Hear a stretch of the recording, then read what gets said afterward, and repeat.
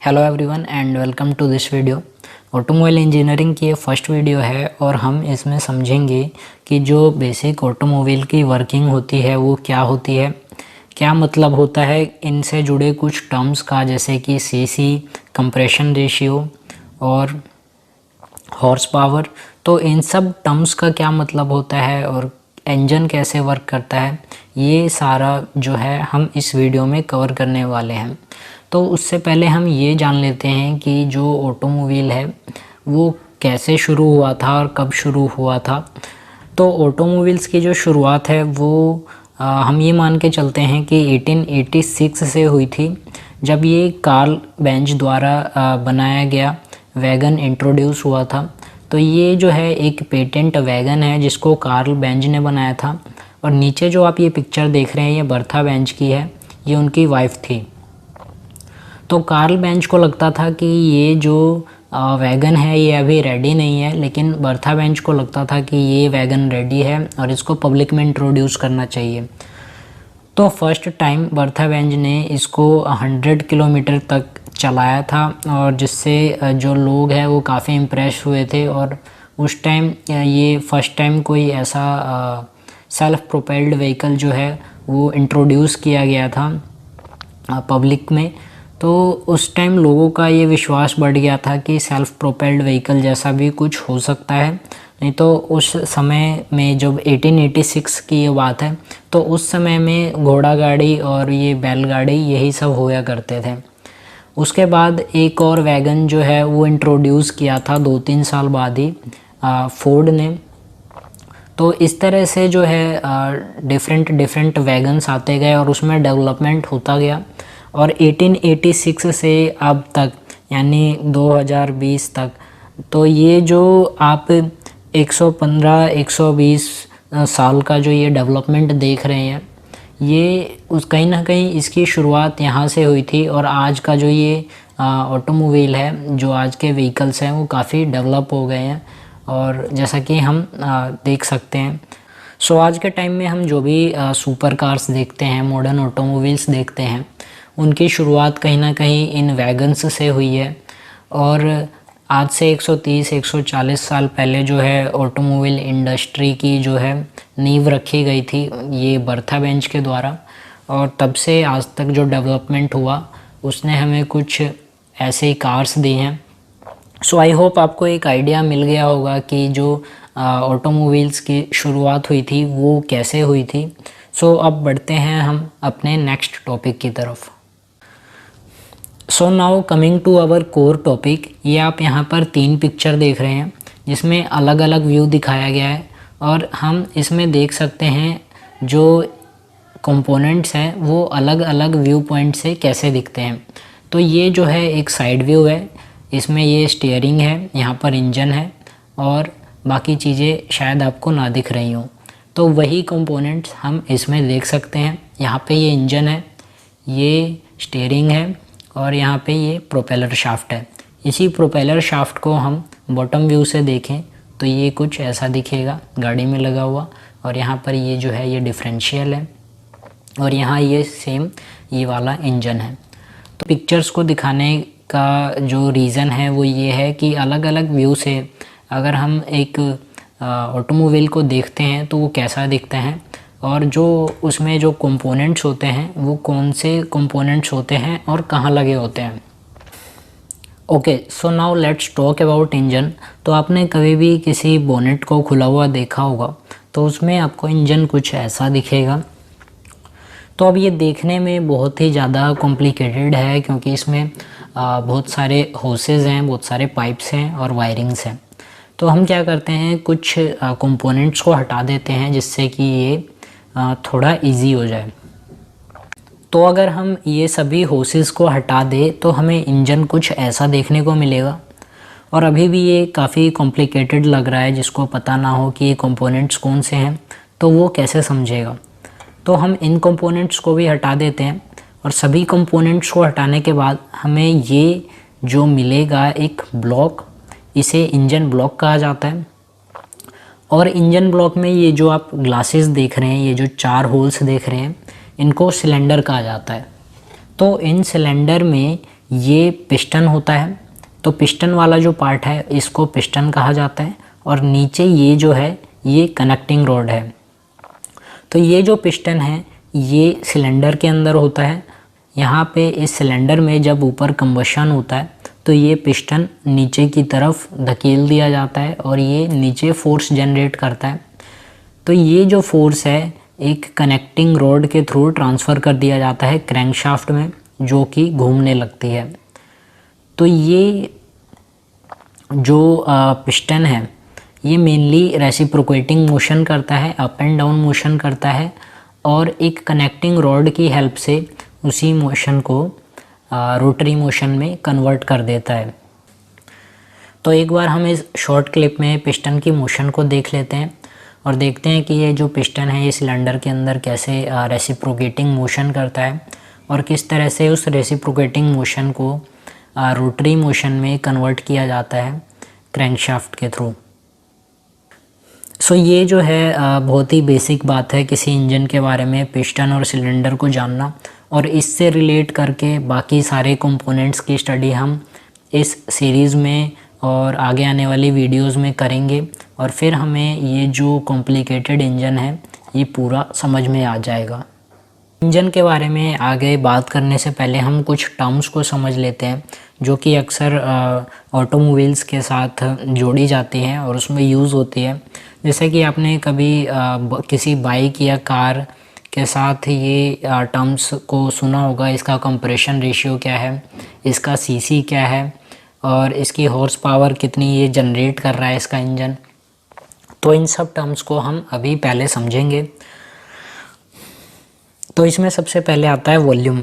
तो आपने कभी ना कभी सुना होगा कि ये जो इंजन है ये 1 लीटर का है, ये 200 सीसी का है, ये 100 सीसी का है, ये 50 सीसी का है। तो ये सीसी क्या है? तो सीसी का मतलब होता है क्यूबिक सेंटीमीटर्स। तो ये जो है वॉल्यूम है, 1 लीटर में 1000 क्यूबिक सेंटीमीटर्स होते हैं। तो अभी इन सब बातों को साइड में रखते हैं और हम एक एग्जांपल लेते हैं।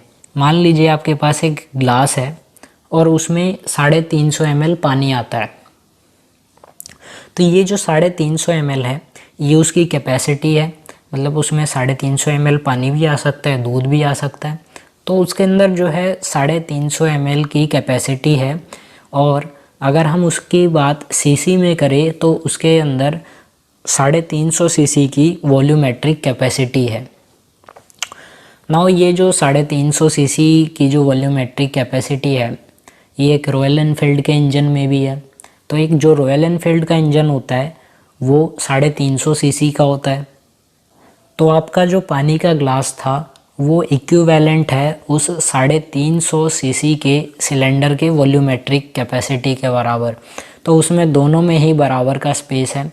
तो आई होप आपको सीसी का मतलब समझ में आया होगा, क्यूबिक सेंटीमीटर्स, ये वॉल्यूमेट्रिक कैपेसिटी है। और हमारे पास अलग अलग शेप्स होते हैं, तो अलग अलग शेप्स को का वॉल्यूमेट्रिक कैपेसिटी निकालने के लिए अलग अलग मैथमेटिकल फार्मूलाज होते हैं। लेकिन हमारे पास जो मेनली जो सिलेंडर का शेप होता है वो सिलेंड्रिकल होता है, और उसको निकालने का जो फार्मूला है, उसकी वॉल्यूम को निकालने का जो फार्मूला है वो सिंपली πr² होता है। तो यहाँ पे पाई की वैल्यू होती है 3.14 या 22/7, जैसे भी आप ले, और रेडियस का स्क्वायर कर दे और उसकी हाइट से मल्टीप्लाई कर दे तो उस सिलेंड्रिकल शेप का वॉल्यूम आ जाएगा, और उससे हम इंजन का वॉल्यूम जो है कैलकुलेट कर सकते हैं। तो उसको करने से पहले हम यहाँ पे 2 टर्म्स को और समझ लेते हैं, बोर और स्ट्रोक। तो ये जो स्ट्रोक होता है ये TDC और BDC के बीच की लेंथ होती है। तो टॉप डेड सेंटर वो मार्क होता है जिसके ऊपर पिस्टन नहीं जा सकता। ये पिस्टन की लिमिट होती है कि पिस्टन यहीं तक ट्रैवल करेगा। ठीक उसी तरह से एक BDC मार्क होता है, इसके नीचे पिस्टन ट्रैवल नहीं कर सकता। तो जो पिस्टन जो है वो ट्रैवल करता है TDC और BDC के बीच में, और इस लेंथ को कहा जाता है स्ट्रोक। नाउ अब ये जो सिलेंडर है इसका कुछ ना कुछ डायमीटर भी होगा। इस डायमीटर को कहा जाता है बोर।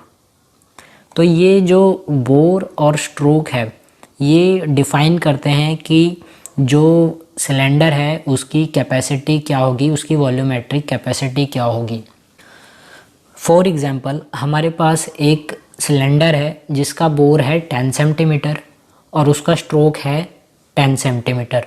तो ये इस टाइप के जो इंजन्स होते हैं इनको स्क्वायर इंजन कहा जाता है, क्योंकि इसमें बोर और स्ट्रोक दोनों की लेंथ जो है बराबर है। वो हम बाद में बात करेंगे, फ़िलहाल हम इसके वॉल्यूम को कैलकुलेट करते हैं। तो वॉल्यूम को कैलकुलेट करने के लिए हम पाई की वैल्यू डालेंगे, और अगर ये बोर 10 सेंटीमीटर का है तो इसका जो रेडियस होगा वो उसका हाफ होगा, तो रेडियस हो जाएगा 5 सेंटीमीटर। तो 5 × 5 × 10, तो ये जो हमारे पास 785 आया सीसी, यानी ये जो 5 सेंटीमीटर और 10 सेंटीमीटर है इसके कारण हमें ये वॉल्यूम जो है क्यूबिक सेंटीमीटर में मिला। तो 785 जो हमारे पास आंसर आया ये इसकी वॉल्यूमेट्रिक कैपेसिटी है, ये इसका वॉल्यूम है, ये इसका सीसी है। सो आई होप आपको ये समझ में आया होगा कि जो वॉल्यूम है उसका मतलब क्या होता है, उस सीसी का मतलब क्या होता है, लीटर का मतलब क्या होता है। यही अगर इसको मैं 785 सीसी को लीटर में बताऊं तो ये 0.785 लीटर होगा। So that's all about volume. और अब हम बात करते हैं कंप्रेशन रेशियो के बारे में। तो जब पिस्टन का जो टॉप होता है वो बीडीसी पर होता है, यानी ये जो इस फिगर में आप ये लेफ़्ट में देख सकते हैं, जो ये पिस्टन का टॉप है जब ये बॉटम डेड सेंटर पे है तब ये जो सिलेंडर की कैपेसिटी होती है ये मैक्सिमम होती है। और जब यही पिस्टन का जो टॉप है ये टीडीसी को अप्रोच करता है तो जो सिलेंडर का वॉल्यूम है वो मिनिमम हो जाता है। तो इस वॉल्यूम के रेशियो को कंप्रेशन रेशियो कहा जाता है। एक इंजन एयर फ्यूल के मिक्सचर को कितना कंप्रेस कर पा रहा है उसके लिए हम ये टर्म यूज़ करते हैं कंप्रेशन रेशियो। तो अब ये जो कंप्रेशन रेशियो है इस टर्म को जानने की ज़रूरत क्यों पड़ती है, क्योंकि ये जो इंजन है ये कंप्रेस करता है एयर फ्यूल के मिक्सचर को जो कि गैसियस फॉर्म में होते हैं, और जो गैस होता है वो कंप्रेसिबल होता है। तो एक रेशियो में इस गैस को इस गैस को कंप्रेस कर दिया जाता है। नाउ फॉर एग्जांपल जब सिलेंडर का मैक्सिमम वॉल्यूम था तब उस टाइम जो सिलेंडर की कैपेसिटी थी वो 480 सीसी की थी, 480 क्यूबिक सेंटीमीटर्स की थी। और जब इस पिस्टन ने टॉप डेड सेंटर की तरफ ट्रैवल किया तो जब इसने गैसेस को कंप्रेस कर दिया उस टाइम जो इसका वॉल्यूम रहा वो सिर्फ 60 सीसी का रहा। तो यहाँ पर जो कंप्रेशन रेशियो होगा वो 8:1 होगा, यानी जब हम 480 को डिवाइड करेंगे 60 से तो हमें 8/1 का जो है एक रेशियो मिलेगा और वही कंप्रेशन रेशियो होगा। तो कंप्रेशन रेशियो जो है वो बहुत ही इम्पोर्टेंट होता है और आने वाली वीडियोस में हम समझेंगे कि कंप्रेशन रेशियो के बढ़ाने या घटाने से क्या इफ़ेक्ट पड़ता है। सो ये था वॉल्यूम और कंप्रेशन रेशियो के बारे में। तो हम थोड़ा सा अब टॉर्क को भी समझ लेते हैं। टॉर्क क्या होता है, ये ट्विस्टिंग फोर्स होता है और ये टर्निंग फोर्स होता है या फिर ट्विस्टिंग फोर्स भी इसको कह सकते हैं। तो इसमें जो फोर्स है वो हमेशा टेंजेंशियली लगता है। जैसे हम किसी बोतल की कैप को खोलते हैं, किसी ढक्कन को खोलते हैं तो हम उसमें टेंजेंशियल फोर्स लगाते हैं तब वो खुलती है। तो उससे पहले हम थोड़ा सा फोर्स की बात कर लेते हैं। तो जो भी पुश पुल और ये जो प्रेशर या फिर जो वेट हो गया ये सब फोर्स है, और इनको जो इनकी जो यूनिट है इसको इसमें दर्शाया जाता है जिसमें वो है किलोग्राम, न्यूटन, पाउंड, और ये सब जो है ये फोर्स की यूनिट्स हैं। तो वापस से हम टॉर्क पे आते हैं। टॉर्क क्या है, टर्निंग फोर्स है, ट्विस्टिंग फोर्स है। सो वापस से हम टॉर्क पर आते हैं और समझते हैं इसको एग्जाम्पल के थ्रू। तो यहाँ पर हमारे पास एक स्पैनर है, एक छोटा स्पैनर है जिसकी जो लेंथ है वो 1 मीटर है। तो यहाँ पे ये जो स्पैनर का जो लेंथ है वो 1 मीटर है और ये एक सर्कुलर मोशन करेगा जब हम इसको घुमाएंगे। तो हम ये कह सकते हैं कि इसकी जो रेडियस होगी वो 1 मीटर होगी अगर हम यहाँ से एक सर्कल को इमेजिन करें तो, या फिर हम इसकी जो सेंटर से लेंथ भी कह सकते हैं कि ये 1 मीटर है। सो अब टॉर्क का फॉर्मूला क्या होता है, टॉर्क में हम लेंथ इनटू फोर्स करते हैं। तो यहाँ पे अगर हमें इसका टॉर्क निकालना है कि इस बोल्ट पे कितना टॉर्क अप्लाई हो रहा है, तो उसके लिए हम इसकी लेंथ को मल्टीप्लाई कर देंगे इस पे जो टेंजेंशियल फोर्स लग रहा है वो कितना है। तो यहाँ पे ये 1 मीटर होना था, यहाँ पे 1 फुट है, कोई बात नहीं। तो 1 मीटर को मल्टीप्लाई करेंगे 10 न्यूटन से, तो हमें 10 न्यूटन्स मीटर का जो है वो टॉर्क मिल जाएगा। तो इस तरह से हमको टॉर्क कैलकुलेट करना होता है। टॉर्क जो सिंपली होता है लेंथ इनटू फोर्स, यानी या फिर रेडियस इनटू फोर्स। अब एक दूसरा एग्जांपल देखते हैं। यहाँ पे जो स्पैनर की लेंथ है ये दुगनी हो गई है, यानी 2 मीटर हो गई है। तो यहाँ पर अब जो टॉर्क होगा वो कितना होगा, अगर फोर्स सेम रहा, फोर्स 10 न्यूटन ही रहा, और जो स्पैनर की लेंथ है वो दुगनी हो गई, तो क्या होगा 2 मल्टीप्लाइड बाई 10। तो यहाँ पे हमें 20 न्यूटन मीटर का टॉर्क मिला। तो यहाँ से हमें क्या समझ में आ रहा है कि जब हम लेंथ बढ़ा देते हैं या रेडियस बढ़ा देते हैं तो जो टॉर्क का मल्टीप्लिकेशन होता है वो भी उसी रेशियो में हो जाता है। तो जब हम रेडियस या लेंथ को बढ़ा देते हैं तो टॉर्क भी उसी रेशियो में बढ़ने लगता है। तो यहाँ पे हम एक और एग्जांपल लेके समझ सकते हैं। यहाँ पे ये जो एक ड्राइविंग गियर है, एक छोटा गियर है जिसकी जो रेडियस है वो सिर्फ 1 मीटर है, और जो ड्रिवन गियर है उसकी रेडियस 2 मीटर है।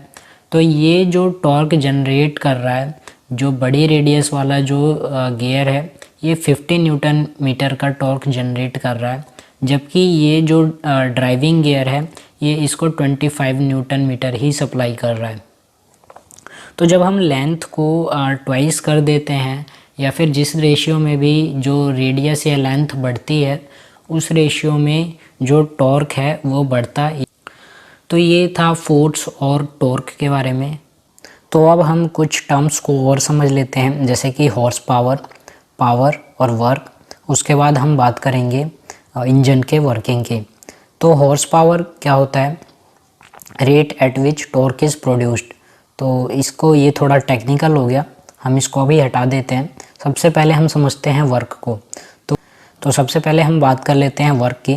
वर्क होता है फोर्स इनटू डिस्टेंस, और जो पावर होता है वो होता है measurement of speed of work done, यानी जो वर्क है वो किस स्पीड से किया गया। तो इसका जो एक्सप्रेशन बनेगा वो होगा फोर्स इनटू स्पीड। तो ये जो हमारा वर्क है इसको टाइम से डिवाइड कर दे तो हमें मिलेगा फोर्स इनटू स्पीड, और इसी को हम इस एक्सप्रेशन के जो रिज़ल्ट होते हैं उसको हम कहते हैं पावर। यानी फोर्स और स्पीड को मल्टीप्लाई करके जो रिज़ल्ट आ रहा है वो है पावर। अब हॉर्स पावर क्या है, हॉर्स पावर में हमने क्या किया कि इस फोर्स को रिप्लेस कर दिया टॉर्क से, और स्पीड हमारी इंजन की स्पीड हो गई। तो ये जो है हॉर्स पावर को कैलकुलेट करने का फॉर्मूला है। ये 5252 जो है ये नीचे ये इसलिए आया क्योंकि ये जो इंजन की स्पीड है ये आरपीएम में ली जाती है, रेवोल्यूशंस पर मिनट, और इसको रेवोल्यूशंस पर सेकंड में कन्वर्ट करने के लिए हम यहाँ पे 5252 से डिवाइड करते हैं। तो जब हम टॉर्क को मल्टीप्लाई कर देते हैं इंजन की स्पीड से और उसको 5252 से डिवाइड कर देते हैं, तो जब हमें जो रिज़ल्ट मिलता है, तब जो हमें रिज़ल्ट मिलता है वो होता है हॉर्स पावर। तो अब एक एग्जांपल की हेल्प से हम समझते हैं कि हॉर्स पावर का एक्चुअल जो मीनिंग है वो क्या है प्रैक्टिकली। तो हमारे पास ये 2 गाड़ियां हैं और हम इसको अभी चलाने वाले हैं। तो सो लेट्स स्टार्ट।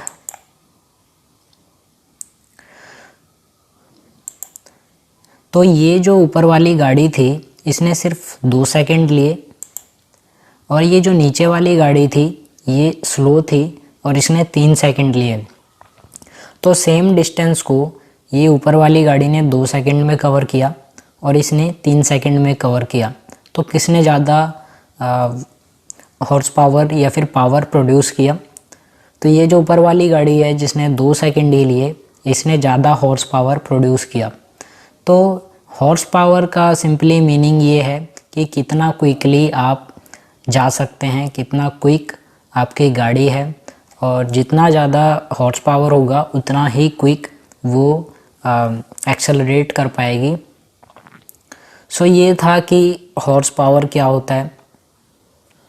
तो वापस से आते हैं अपने इंजन पर और देखते हैं कि जो इंजन की वर्किंग है वो कैसे होती है और क्या उसमें मेन कंपोनेंट्स होते हैं। तो आपने सुना होगा कि ये 4 स्ट्रोक इंजन है और जो भी कार या बाइक में वो इसको मेंशन करते हैं कि ये 4 स्ट्रोक इंजन है। तो ये 4 स्ट्रोक इंजन क्या होता है, आइए इसको समझते हैं। तो हमने देखा था कि ये जो है हमारा इंजन है और ये इसमें पिस्टन है और ठीक ये जो है ये क्रैंकशाफ्ट है और ये कनेक्टिंग रॉड से कनेक्टेड होता है। तो जब पहला स्ट्रोक होता है, 4 स्ट्रोक होते हैं, 4 स्ट्रोक का मतलब 4 स्ट्रोक, और सबसे पहला जो स्ट्रोक होता है वो होता है इनटेक स्ट्रोक। मतलब इस इनटेक स्ट्रोक के दौरान जो एयर फ्यूल का मिक्सचर है वो सिलेंडर के अंदर एंटर होता है। और जो कंप्रेशन स्ट्रोक है उसमें क्या होता है कि ये जो एयर फ्यूल का मिक्सचर है इसको लॉक कर दिया जाता है। अभी ये लॉक कैसे होता है, तो यहाँ पर आप देखेंगे कि ये एक वाल्व है और इसको इनटेक वाल्व कहा जाता है। और ये जो इनटेक वाल्व है ये कंप्रेशन स्ट्रोक के दौरान क्लोज हो जाता है, जिससे जो ये एयर फ्यूल का मिक्सचर है वो कहीं एस्केप नहीं कर सकता और तब इसको कंप्रेस किया जाता है। उस टाइम पिस्टन ऊपर की तरफ जा रहा होता है और ये जो गैस है, जो एयर फ्यूल का मिक्सचर है, ये कंप्रेस होता है। उसके बाद जो थर्ड स्ट्रोक है वो है पावर स्ट्रोक। तो कंप्रेस होने के बाद एक स्पार्क प्लग की हेल्प से, ये स्पार्क प्लग है और ये जो है एक स्पार्क प्रोड्यूस करता है, एक चिंगारी प्रोड्यूस करता है। जैसे कि जो गैस का जो लाइटर होता है, उसी तरह से ये जो स्पार्क प्लग है ये एक स्पार्क प्रोड्यूस करता है इस पॉइंट पर, और उस स्पार्क से जो एयर फ्यूल का मिक्सचर है वो बर्न हो जाता है और कंबशन होता है। तो कंबशन के दौरान जो थ्रस्ट जनरेट होता है उससे ये जो पिस्टन है वापस से नीचे की तरफ पुश कर दिया जाता है और उसके बाद जब वापस पिस्टन ऊपर की तरफ आने लगता है तब इस एग्जॉस्ट वाल्व को, यानी जो दूसरा वाल्व है, इसको खोल दिया जाता है, जिससे कि जो भी बर्नट गैसेस हैं, जो एग्जॉस्ट है, वो निकल जाए। तो यहाँ पर आप देख सकते हैं कि ये एग्जॉस्ट वाल्व खुला हुआ है और जो एग्जॉस्ट गैसेस हैं वो निकल गई है कंबशन चैम्बर से। तो क्योंकि एक इंजन 4 स्ट्रोक कर रहा है, intake stroke, compression stroke, power stroke और एग्जॉस्ट स्ट्रोक, इसलिए इसको 4 स्ट्रोक इंजन कहा जाता है। अब जो 4 स्ट्रोक डीजल इंजन्स होते हैं वो डिफरेंट होते हैं पेट्रोल इंजन से। हमने देखा था कि ये जो 4 स्ट्रोक पेट्रोल इंजन है इसमें स्पार्क प्लग का यूज़ हुआ है, जबकि जो 4 स्ट्रोक डीजल इंजन होता है उसमें इंजेक्टर यूज़ होता है। ये एक इंजेक्टर है और ये जो है डीजल को इंजेक्ट करता है। तो इसके 4 स्ट्रोक्स को हम समझते हैं। तो सबसे पहला जो स्ट्रोक होगा इनटेक स्ट्रोक, उसमें एयर को अंदर लिया जाता है और जो इनटेक वाल्व है वो उस टाइम खुला होता है। तो जब एयर अंदर आ जाती है तब ये इनटेक वाल्व बंद हो जाता है और तब होता है कंप्रेशन स्ट्रोक। तो कंप्रेशन स्ट्रोक के दौरान एयर को कंप्रेस किया जाता है, इससे जो एयर होती है वो काफ़ी हीट हो जाती है और उसके बाद उस हीटेड एयर में डीजल को इंजेक्ट कर दिया जाता है। डीजल के इंजेक्शन से ये जो फ्यूल के पार्टिकल्स होते हैं, जो एटोमाइज्ड डीजल के पार्टिकल्स होते हैं, वो बर्न होने लगते हैं और उस टाइम पर ये होता है पावर स्ट्रोक। और इस समय जो पिस्टन है ये बीडीसी की तरफ ट्रैवल कर रहा होता है। सो आफ्टर पावर स्ट्रोक जब पिस्टन नीचे की तरफ आ जाता है तो वापस से ये ऊपर जाता है और ये वाला जो स्ट्रोक होता है वो एग्जॉस्ट स्ट्रोक होता है और इस टाइम पर जो एग्जॉस्ट वाल्व है वो खुला होता है और जो भी एग्जॉस्ट गैसेस हैं उसको एग्जॉस्ट मैनिफोल्ड के थ्रू बाहर फेंक दिया जाता है। तो आपने कभी ना कभी 2 स्ट्रोक इंजन्स के बारे में भी सुना होगा, जैसे कि RX 100 और बजाज चेतक में 2 स्ट्रोक इंजन्स आते थे। तो 2 स्ट्रोक इंजन का स्ट्रक्चर जो है वो कुछ ऐसा होता था। इसमें क्या होता था कि जब ये पिस्टन जब है ऊपर ट्रैवल करता था तो ये जो इनटेक पोर्ट है ये खुल जाता था, और इस दौरान जो एयर फ्यूल का मिक्सचर है वो यहाँ पर क्रैंकेज में आ जाता था।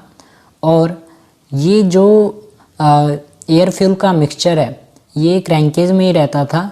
जब ये पिस्टन नीचे की तरफ ट्रैवल करता था, इस पिक्चर में हम देख सकते हैं, तो जब ये पिस्टन नीचे आ जाता था अपना जो पावर स्ट्रोक है उसको करके, तब ये जो एयर फ्यूल का मिक्सचर है ये कंबशन चैम्बर में एंटर हो पाती थी।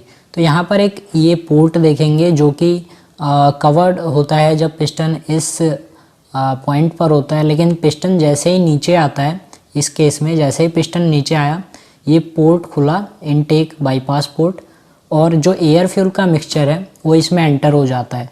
तो जब इस टाइम पर जो एयर फ्यूल का मिक्सचर है जब एंटर हो जाता है तो ये जो पिस्टन है ये ऊपर की तरफ भी जा रहा होता है और यहाँ पर होता है कंबशन।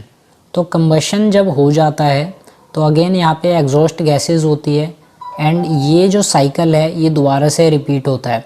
तो ये जो इनटेक पोर्ट से दोबारा एयर फ्यूल का मिक्सचर आता है, ये जो एयर फ्यूल का मिक्सचर है ये जब दोबारा इनटेक बाईपास पोर्ट से कंबशन चैम्बर में एंटर होती है, उस दौरान ये जो एग्जॉस्ट गैसेस होती है उसको ये पुश कर देती है, और इस प्रोसेस को कहा जाता है स्कैवेंजिंग प्रोसेस।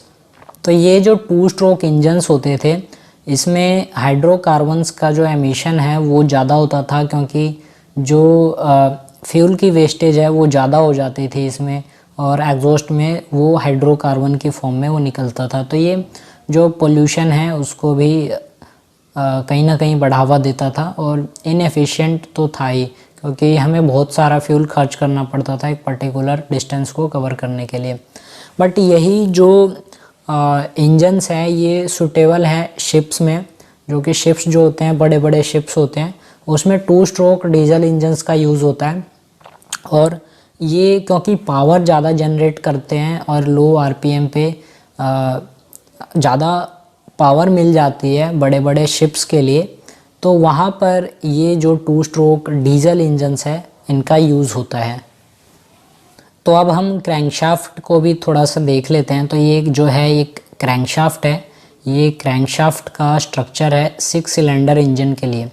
तो ये जो पिस्टन है और ये कनेक्टिंग रॉड है, ये जो पिस्टन है ये लीनियर मोशन करता है, यानी अप एंड डाउन जो मोशन करता है पिस्टन, और ये जो क्रैंकशाफ्ट है ये इसको रोटरी मोशन में कन्वर्ट करता है।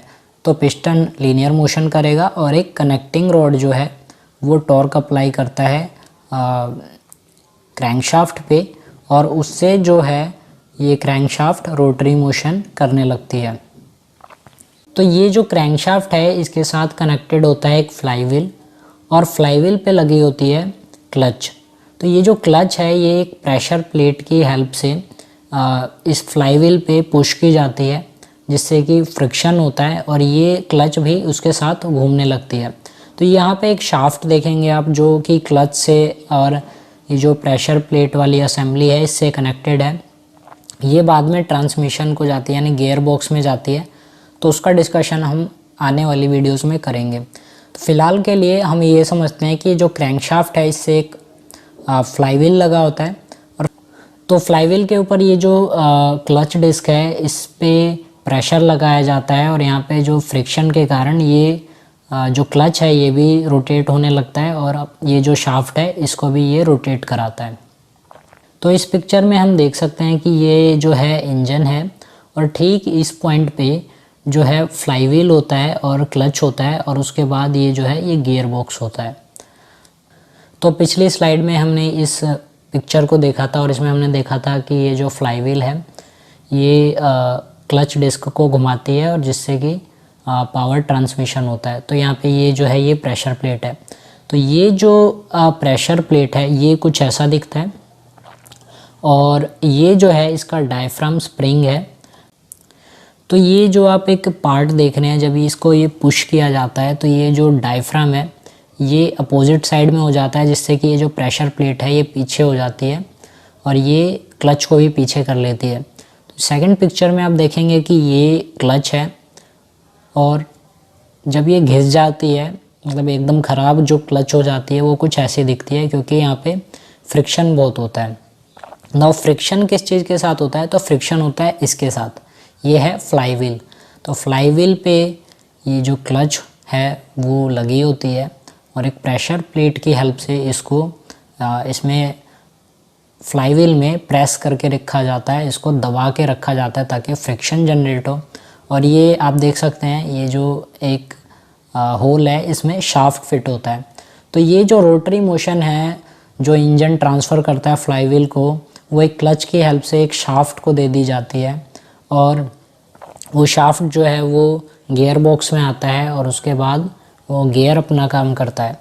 तो एक इंजन में आप देख सकते हैं कि ये जो है ये यहाँ पर फ्लाई व्हील और ये जो प्रेशर प्लेट की असेंबली आप देख सकते हैं। सो आई होप आपको आइडिया मिल गया होगा कि फ्लाई व्हील क्या होता है, क्या वर्किंग होती है इसकी, और प्रेशर प्लेट क्या होता है और क्लच प्लेट क्या होता है। तो इंजन की पावर को क्रैंकशाफ्ट से होते हुए फ्लाई व्हील तक आना होता है और फ्लाई व्हील के बाद वो क्लच के थ्रू और प्रेशर प्लेट के थ्रू वो एक शाफ्ट को ट्रांसफ़र की जाती है। तो अब हम बात कर लेते हैं गियर बॉक्स की। तो गियर बॉक्स जो है वो क्लच के बाद लगा होता है और इसका काम होता है गियर रेशियो को चेंज करना, आरपीएम और टॉर्क को वेरी कराना। तो यहाँ पर आप एक गियर बॉक्स देख सकते हैं और ये जो है एक गियर बॉक्स है और ये ठीक इसके नीचे भी एक गियर बॉक्स की पिक्चर आप देख सकते हैं। तो ये इस जगह पर आपका ये जो फ्लाई व्हील और जो क्लच वाली असेंबली है वो यहाँ पर होती है और ये जो है ये वही शाफ्ट है जो कि इसमें फिट होता है। तो ये जो गियर बॉक्स का काम क्या होता है, आरपीएम और टॉर्क को वेरी कराना। और यहाँ पे ये जो गियर का सिलेक्शन है हम मैनुअली जब करते हैं तो ये फोक्स होते हैं और फोक्स की हेल्प से ये छोटे और बड़े गियर जो है वो आपस में एंगेज और डिसएंगेज होते हैं।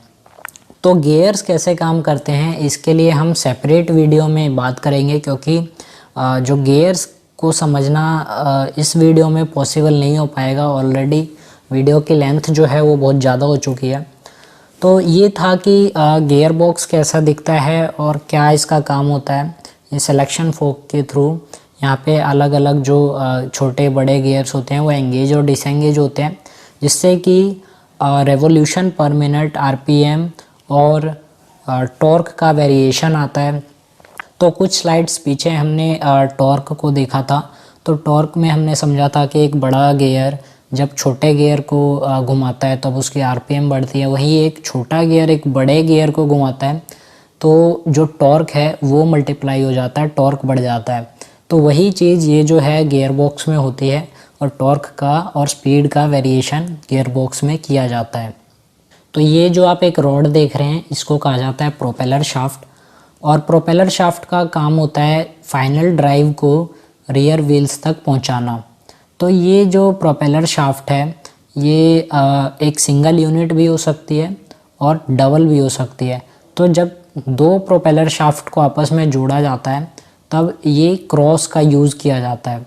ये जो है यूनिवर्सल जॉइंट कहलाता है। तो यूनिवर्सल जॉइंट क्यों कहा जाता है, क्योंकि हम यूनिवर्सल जॉइंट की हेल्प से एक एंगल पे भी रोटरी मोशन का ट्रांसफ़र कर सकते हैं। तो ताकि यहाँ पे जो शॉक्स लगेंगे, जो भी स्ट्रेस पड़ेगा उसके कारण ये ब्रेक ना हो, इसलिए यहाँ पर एक यूनिवर्सल जॉइंट का भी यूज़ किया जाता है। तो ये जो यूनिवर्सल जॉइंट्स होते हैं ये अलाउ करते हैं एक एंगुलर मूवमेंट को, जिसके और उसके कारण जो रोटरी मोशन है वो एक शाफ्ट के थ्रू एक एंगल पे ट्रांसफ़र हो जाती है। तो हमने देखा कि प्रोपेलर शाफ्ट क्या होता है और यूनिवर्सल जॉइंट क्या होता है। ठीक इसके बाद एक यूनिट आती है, इसको कहा जाता है डिफरेंशियल। तो ये जो डिफरेंशियल होती है ये रोटरी मोशन को 90 डिग्री पे कन्वर्ट कर देती है और ये जो मोशन है ये फाइनली व्हील्स को पहुंचाया जाता है। तो डिफरेंशियल को हम एक सेपरेट यूनिट में डिस्कस करेंगे, एक सेपरेट वीडियो में डिस्कस करेंगे।